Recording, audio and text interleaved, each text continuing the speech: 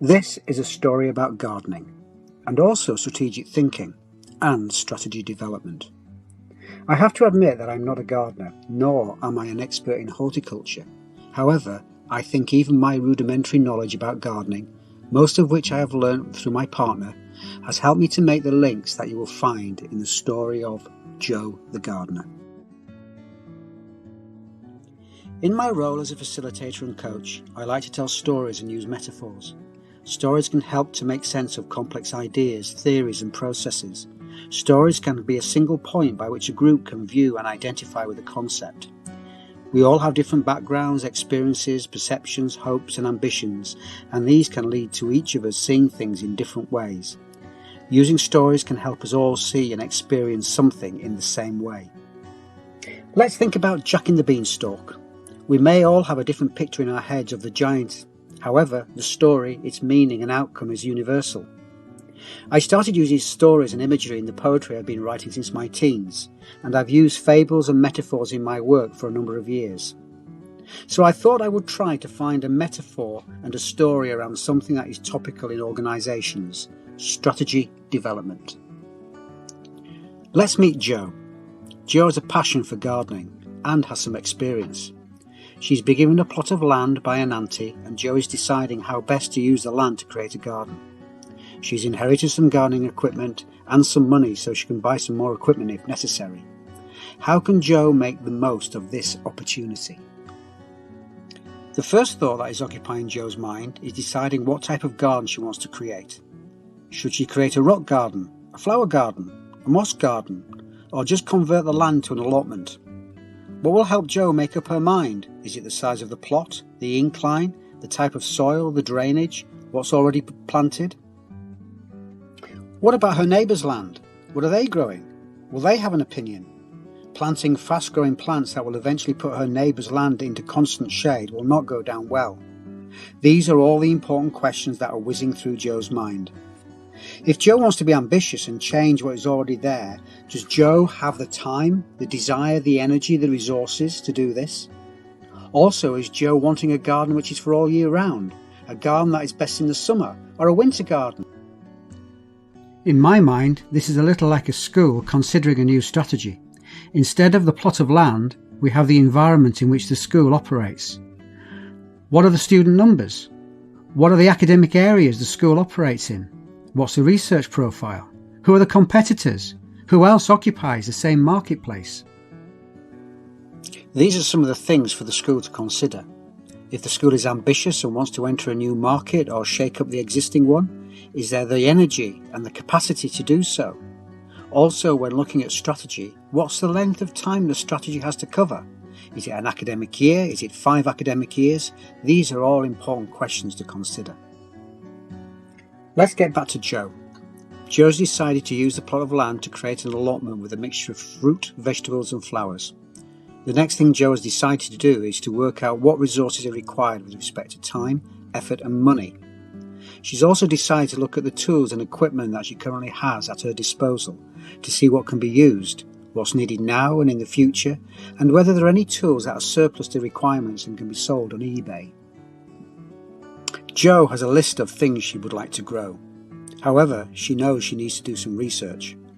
She's decided to plan in the short, medium and long term. She's making a list of what she needs to do to make the allotment ready for planting, how she will plant and maintain the crops, and also what she will do with any produce that she's grown. Strategic thinking takes time and requires deep thought. Think on the market size, the timescale of the strategy, the resources available. The list goes on, as we shall soon see. Jo is looking at the climate and also learning about soil types and minerals. She's decided that this will help determine what crops she can grow. Also, if she wants to grow something that the climate and the soil will not support, is there anything that can be constructed, added or used to help that crop survive and flourish? After all, Jo is ambitious and is starting to enjoy the complexity of gardening. If a school is considering its future strategic ambitions, there needs to be some careful thought.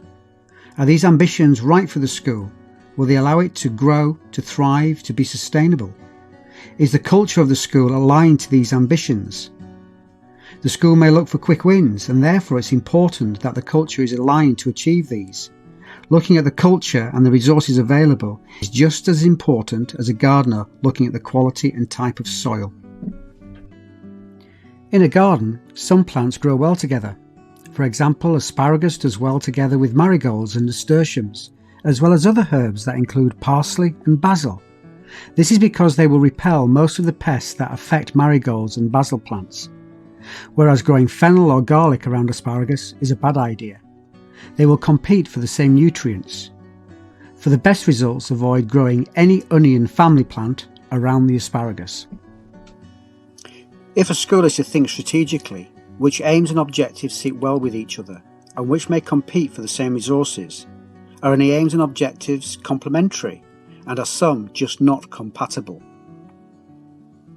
When starting to work on her allotment, Jo had a look at some of the tools that she had inherited and had been given by friends and family. Some of these were quite old but were still of use, while others were so worn and rusty they would probably break as soon as they were put to the test. However, some were salvageable. Rather than taking them straight to the tip, with the aid of a stiff wire brush and some metal cleaner, some of the old tools could be given a new lease of life. Jo had to determine whether the time needed to bring these tools back to some sort of working order was worth it in the long run. Some tools Jo did manage to save, however some were just beyond repair. Luckily, Jo had some money put aside and decided to invest in some new equipment, but she carefully thought about what she actually needed. What were the essentials and what were the luxury items, and how could the budget be used most efficiently? Strategies need investment. Schools may have established resources that can be utilised to help the school pursue its strategic ambitions, whereas others may be obsolete. Some resources, which may at first appear obsolete, may, after some investment and tender loving care, become re-energised and be of real use to the school. However, the school may need to enter the market and purchase new resources. However, which resources are essential and which are a luxury? Jo has had her allotment for a number of years now, and on the whole, she's had a decent crop of fruit and vegetables and flowers. It's become well established. She spent most of her time over the last few months on maintenance tasks, tidying up after each harvest, deadheading the flowers when necessary, and watering the soil beds when they've needed it. However, Jo is wanting to experiment and try new things. It's time to be creative and to diversify. Many organisations become stable in their market and move steadily forward towards their strategic ambitions. Even in these relatively stable conditions, there are still maintenance tasks to be carried out. Making sure staff remain motivated, aligned and engaged. Making sure that resources are topped up when required. If these basic needs and requirements are not carried out, then the organisation may flounder, even in the most stable of environments. Jo feels that she wants to be ambitious and add new plants to her established allotment. She's decided to grow different crops which offer a new challenge. She visits the local garden centre for inspiration and to see what's available. Also, on her travels, Jo has taken an interest in any allotments that she may pass along the way. She often stops and talks to local gardeners to hear about their experiences, achievements and also failures. What does Jo need to think about? You may get to the stage where you want your school to grow or diversify. There's a need to look at what's available and what other organisations operating in the same area are doing. Market intelligence is really important. Jo decides to do her research and looks at the new and trusted gardening manuals for hints and tips. Firstly, she makes a list of the following. What plants she wants to grow. These are the plants that have become the staple part of Jo's allotment. The vegetables that she uses the most. The flowers that give the most pleasure. The fruit that is the tastiest. The mainstays of her garden. The plants that need to be pruned. These are similar to those that she wants to keep growing, but these may have taken over and need to be cut back to allow them to continue to grow. If left unattended, they will take over and choke the rest of the plants around them. And the new plants that Jo wants to introduce into the garden. These are the new flowers that will add extra beauty, the exciting new fruit and vegetables, as well as the new variations and geniuses of existing plants that are becoming all the rage that are now available. It's similar with schools. If a school wants to expand their course range or wants to move into new research areas, then there's a certain amount of pre-work that needs to be done. What are the mainstays? those courses and research areas that the school is best known for, the reason why they exist. What are the courses and research areas that may have taken over a little and grown a little too much, which may need pruning? What are the new areas that the school wants to move into, and what are the reasons behind introducing these? Jo quickly realised that as well as deciding what to keep growing and what to prune, there was also a need to think about what to stop growing. The gardening manuals and encyclopedias and a few years' experience told her that there was a need to consider carefully what plants should be removed from the allotment. In your school, you too need to think about what needs to be stopped, what needs disinvestment as well as investment. Jo has learned that the soil only has a limited amount of nutrients and minerals, which are in careful balance, and overloading the allotment may have a drastic effect on all the plants.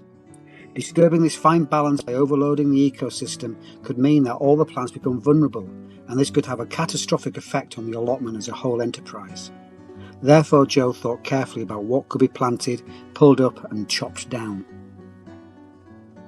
Your school may want to diversify, and whilst this may be the right thing to do, there are also some key considerations. Your ecosystem may be finely balanced with finite resources. These resources may be stretched to their limit. Introducing new courses, new research ideas, and new services without thinking about what can be stopped may quickly exhaust these resources, and the whole system could become vulnerable. You may need to think about what can be stopped. For some schools, this is a difficult thing to consider. These things could be the things that you've always done, the traditional things, the things you've always taught, the things you've always researched, the things that make staff feel happy and content without having any strategic value. All these things do is exhaust resources. However, staff still need to feel engaged with the aims and objectives of your school. Jo realised that there were things that she could do to help nature along a little. Soil could be replenished, materials could be added to the ground, fertiliser could be added to the plant water or the soil if necessary. All these things could give nature that little bit of a helping hand. However, Jo realised that she needed to consider the cost of all these additives and weigh up the cost against the benefits gained. In organisations too, resources may need a helping hand. A word of thanks, creating a sense of achievement, incentives to motivate staff can help maintain or raise performance even in times when the going is tough. There are times when organisations need to review how it engages with its staff to ensure that the incentives are adding value and having the desired effect. The added ingredients must also include purposeful performance reviews, focused training and development plans that enable staff to grow and reach their full potential, coaching, mentoring, team development events. It's important that we look at the resources and make sure that we are giving them the help that they need. Jo also realised the importance of keeping an eye on the weather forecast in the short, medium and long term. Sudden downpours can soon waterlog the garden. Long periods of sun lead to drought. Sudden drops in temperature lead to frost-damaged fruit and vegetables. Being weather aware helped Jo take preventative action. One of the best purchases that Jo made was an outdoor weather station that linked to her smartphone. Jo routinely checked the real-time information on the weather conditions and weekly forecasts, which allowed her to plan and take the appropriate action to protect her plants. Jo found that this was particularly important to protect seedlings at the beginning of spring. In your school, you too need to be aware of the environment within which the school operates. You need to scan the horizon for future opportunities and challenges. Even the most robust of strategies may need some maintenance and protection. Fledgling strategies may also need protecting from turbulent market conditions. We're coming to the end of Jo's story. The last few years have been hard work, but have been definitely worth it. She's created a beautiful oasis from the plot of land that she was given by her auntie. She's also able to give away some fruit and flowers to family, friends and neighbours. And some of Jo's seedlings are sought after by people in the neighbourhood. Jo has realised that gardening hasn't just lifted her spirits and given her a fulfilling hobby, it's also provided pleasure to others. Those who have received Jo's flowers and seedlings have been really grateful, and they've paid back her generosity by giving her a hand with some of the more labour-intensive gardening jobs. They have become Jo's loyal customers, but also her friends, and her future is secured as her gardening business goes from strength to strength. Your school doesn't operate in a vacuum. It's part of a college, part of the wider university. You have community and social responsibilities.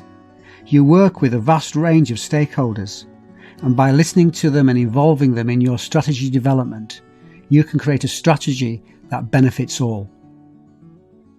We've come to the end of Joe the Gardener and this exploration of strategy. We've talked about strategy development. We've briefly mentioned stakeholders, but stakeholder management and stakeholder engagement is another story, and one that we'll cover later on. Thank you for listening, and I hope you've enjoyed the story of Joe the Gardener.